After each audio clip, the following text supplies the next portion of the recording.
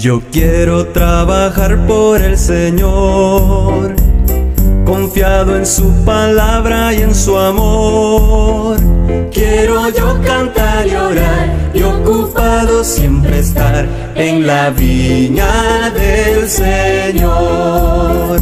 Trabajar y orar en la viña del Señor.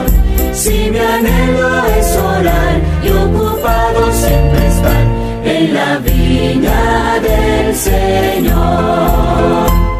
Yo quiero cada día trabajar y esclavos del pecado libertar, conducirlos a Jesús, nuestra guía, nuestra luz, en la viña del Señor.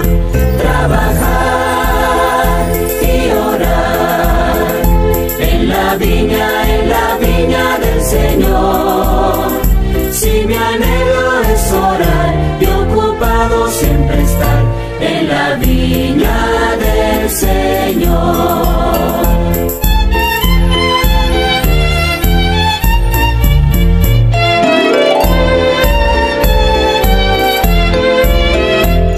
Yo quiero ser obrero de valor, confiado en el poder del Salvador.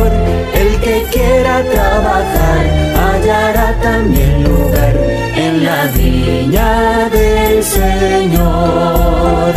Trabajar y orar en la viña del Señor. Si mi anhelo es orar y ocupado siempre estar en la viña